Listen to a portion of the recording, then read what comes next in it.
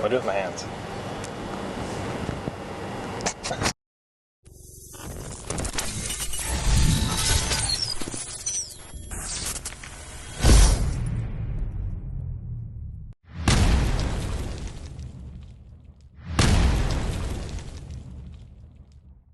Welcome back to JR Pro Shop Vids. Today we have a very special guest.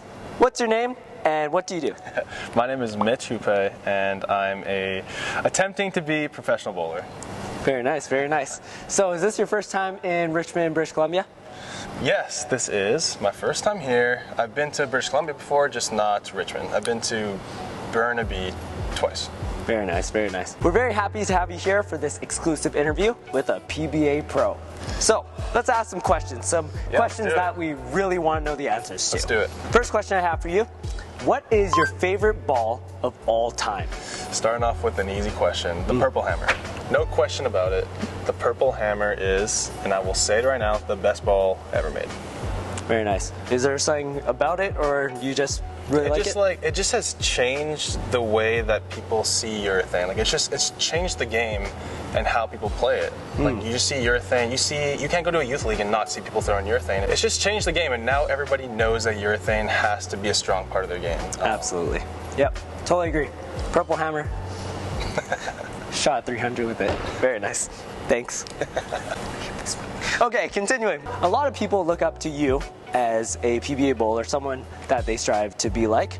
Who do you personally look up to in terms of the PBA? Any pros? Yeah, that's a good question. It's kind of hard to look up to pros when you're kind of the same level as them to an extent. Like I don't want to look up to somebody that I'm trying to beat, you know? But I'd say like growing up, I really valued my time on Team Canada and like representing your country. So I look up to guys like Frankie and D-Mac, like Mark Buffa, guys who have kind of made a name for Team Canada, and those are guys I kind of strive to be like in terms of representing the country with not only respect but just performance. Absolutely. That's a really good point. You as a pro bowler, probably a lot of success, yeah? To an extent. Yeah, okay, that's really good. Can I ask, what is your proudest accomplishment in the game of bowling? Yeah, so like kind of following up off your last question of who I idolize, I would say my most proud accomplishment was winning the gold medal in Hong Kong in the Masters event. Just for a couple of reasons. Like up until that point, like Team Canada didn't really win a lot of medals, and we were kind of a country that wasn't really considered a threat, I would say, up until like recent years. Sure. So not only did we medal in almost every event, Dan had an amazing tournament, but he never won a gold medal. So that was kind of bittersweet in its own aspect. So finishing the event, bringing home a gold medal for Team Canada was, just an incredible feeling. It was something that I've always strived for, especially the World Championships. You know, like every country's there, they're all sending their best bowlers. So to win a gold medal in that scene is, I mean, it might forever be one of my greatest accomplishments. But for right now, it hands down is. Very nice. Congrats again on that. That's really good. Thanks. So how long have you been on the pro tour? I've been on the tour for 4 years. Wow. So you must have been able to pick up some tips and tricks. Can you describe the conditions of what it's actually like to be on the pro tour? Yeah, so there's I would say two different types of conditions. Like there's obviously the bowling conditions, like the difficulty within that and the competition. I mean, you have the best bowlers in the world, and you have to beat them on tough patterns more often than not. And like there's people that are always going to find a way to average 230, 240, and you have to figure out your own way to do that. And that in its own respect is difficult. But there's also the atmosphere and the condition of like being on tour week after week. You may have a week where you struggle, and you have to put that aside and move on to next week because it's your own money out there. Like you're striving to make a living, to like earn a name. So that in itself is a difficult condition. Like the grind, week to week, like games on games, and you're not always winning. Like you don't win. Only one person wins, and it hasn't been me yet. So the week to week, grind to grind, competing against the best. It's just overall, it's just very tough conditions. Aside from the lane conditions. For sure, for sure. So you're talking about the grind, right? So what happens if you're not bowling too hot or if you're in a slump? What do you really do? Yeah, I mean, you see it happen all the time to, I mean, not just bowlers, but athletes in general. What I've done in the past and what I kind of continue to do now is I grab a second pair of eyes. Like luckily I have some friends who are not only great bowlers, but they have a great set of eyes, and like, they're good coaches. So I really rely on them to just let me know, like, what do they see? Like, something's off. I feel something's off. You know my game. Like, what do you see? And then they'll give me X, Y, and Z, and then I just work on those things, and I work back and forth, send them video, or they watch me bowl, and that at least has helped me so far get out of slumps. Is like not being afraid to ask for help. That's a really good one. All right, very serious, important question that's been on my mind. Do you wear a hat on the Pro Tour? No, unfortunately not. No, I gotta let it flow down when I bowl.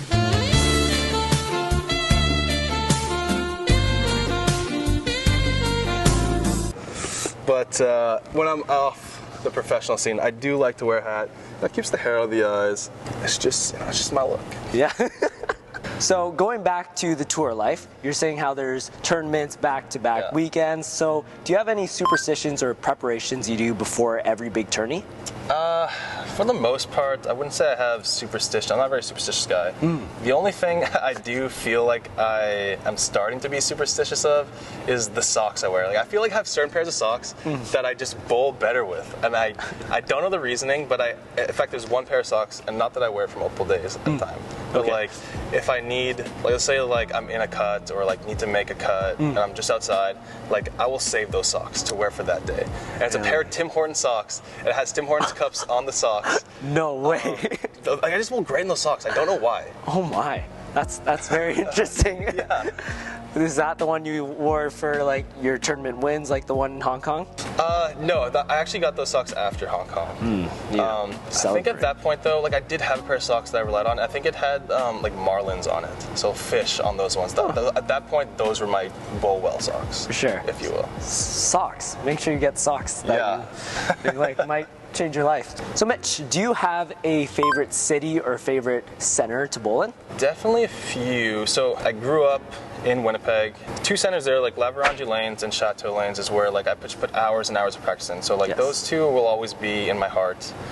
As well as the two centers in Wichita, North Rock Lanes and the Wichita State Center. Like I spent so many hours in there. I've just grown into like the bowler I am today with those centers. Yeah. Plus I made 7-7-10s at North Rock Lanes. Oh yes, I remember that. So like North Rock Lanes is just, I love that place in terms of like scoring and bouncing pins out. But I also love bowling overseas. I love different types of food and I love different cuisines. So like whenever I get the chance to bowl overseas, I love experimenting. That's a great part about bowling. Like, you get to experience different cultures and whatnot. So I love bowling overseas. Very nice. I like that a lot. Try that out sometime after the COVID. So when you're not making 7-10s and ripping it up on the tour, what do you do in your downtime? As of recently, just with COVID and the lockdowns, kind of limited in what you can do, I actually got into playing disc golf. So, yeah, a group of my friends from high school and I, we never really played, so we just said, let's try it out. Like, we know a few courses. And, yeah, this summer, like, we spent a lot of days playing disc golf. And we all kind of were terrible at first, not gonna lie. But we're progressing together as a group, and we're learning tips and tricks. So that's fun. It's fun progressing as a group. So that's been kind of a new hobby of mine, is playing disc golf. If you haven't played disc golf, check it out. It's actually a lot of fun, and, yeah, great walking. You get like 2 kilometers in doing a course, and it's outside, so you get a nice tan, nice farmer's tan. But yeah, no, disc golf, a lot of fun. Cool. Well, I guess we'll try it out with the PBA Pro Shop team soon. Yeah, definitely. Yeah? You can come back and teach us? I can try. So I'm in school right now. What did you do for school? So I studied at Wichita State, and I majored in Management Information Systems and Information Sciences. Whoa. Long name. And I minored in computer science. So whoa. If you got a computer problem, you just let me know. That's awesome. And bowling helped coaching. Bowling helped coaching. So, bowling at Wichita, isn't that one of like the most prestigious bowling schools in anywhere? Yeah, you could say that. I mean, we have definitely the most titles. I don't know by how many. Like, I want to say like at least 10 more than the next school. Wow. I want to say 22 national titles, and the next school may have 10, if that. That's really cool. So, yeah, you could definitely say like they're the top of the totem pole in terms of success at a college level. For sure. Can you paint us a word picture of what it was like bowling there? Yeah, so we had a pretty pretty strict schedule. Monday to Friday, we practiced every day from 12:30 to 2:30, so two hours or so, and that's just with the team. Oh, and that's not in addition to like your practice on your own or practice with a coach on the outside. Gotcha. That was a minimum 2 hours a day. And every day, and this is a great tip for anybody who's just practicing and trying to get better, trying to wonder what's next. Every day we started with 10 pins, 10 7 pins, 10 3 6 ends. Like rain or shine, didn't matter, that's what we were doing. And I think that's a huge part of why a lot of us out of Wichita State are just great spare shooters. Like we always have a great spare game to rely on. And that's just, it's just repetition. Like spares is just repetition.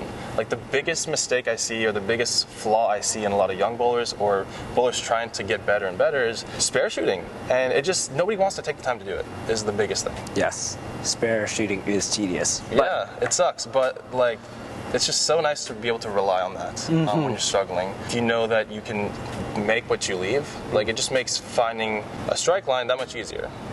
That's a really good point. And in addition to that, is there any other common mistakes you see with league bowlers? I mean, spare shooting is just so huge. Like you can increase your average by 10 to 30 pins in just practicing spares. Yeah. And it doesn't take that much time or effort. It just takes the willingness to do that. For sure. Yeah, I'd say that's probably the biggest thing in league bowlers. Okay. Practice your spares, kids. Yeah. Yeah, and people also older than. So a lot of our JR Pro Shop viewers are all different types of ranges of levels. So for the beginner bowler, do you have any basic advice that you could give them right away? Yeah, so I think a big part of beginner bowler is just like getting the basics down. So like your steps, your slide, your swing, your timing. And those are things that like a coach can easily help you with and easily get you figured out. Once you have a good just base to work off of, it just makes the game that much easier. So go to JR's Pro Shop, see the boys, and they will get you sorted out. They'll get you your footwork and all your basics at a great level to where you can start working on other things. For sure. That's really good. Thank you. And then going on the opposite end of the spectrum, for people that want to advance their game and maybe even think about going on the tour, do you have any tips for that? First of all, I would mean like watch the guys on tour, see what they're doing. Like there's commonalities, and you can definitely see a part of your game in other professionals' games. Another thing is just compete. So get out there. Like don't be afraid to bowl. First of all, locally. Like compete locally. Yeah. Don't be afraid to travel. You have to get yourself out there. There's a big difference between practice and competition. Like you see a lot of guys who put in a lot of time practicing, but then they don't necessarily go and compete, and they struggle when they do. You have to practice competing just as much as you practice spare shooting. That's a really good point. So a lot of practice, but also compete. Yeah, you can't be afraid to put yourself out there and compete, even if it's a regional or something that maybe you don't think you're ready for quite yet in terms of like winning. Like go there, and even if you know you're going to go there and struggle, that's worth it. It's worth it in the long run. For sure. That's really good. Thank you. You're welcome. So last little bit for you. What's it like bowling on TV? That's a good question. So I was pretty lucky. The first time I bowled on TV was in college when I think I was like 20 maybe, or maybe 21. We made the national finals at Wichita State. Wow. So that I say I'm lucky because I got to experience it as a group. I wasn't by myself out there. Like there were a lot of us who was our first time on TV. So to go through that and experience that and be nervous together, it made it that much easier. Afterwards, I made the Masters show, and I bowled on the league shows, and I kind of draw back to that experience. Just try to enjoy the time. Like you're just bowling. Just try and minimize the crowd and zone in on yourself. And just enjoy the moment, enjoy the crowd. It's great. Bowling TV is great. It's a lot of fun, and the few experiences that I've had at least. That's great. You like being in front of the cameras? Yeah, I mean, I don't treat it any differently unless you're talking about the PBA League, because the PBA League is a whole different animal. Yeah. Like the crowd is nuts, and when you strike, especially when I got to bowl for the home team in Portland, it was Lumberjacks. It was just nuts. Yeah. That was probably one of the best experiences in terms of just bowling and having fun and being like a pro athlete in an environment like that. It was just unreal. That's great. That's really cool. So Mitch, thank you so much for doing this interview with us today. It was really good getting your insights on PBA, the tour, and you. So let us know down in the comments below. If you could ask any PBA pro a question, what would it be? We've had a lot here today, but let us know down in the comments. See you next time. Peace, Mitch.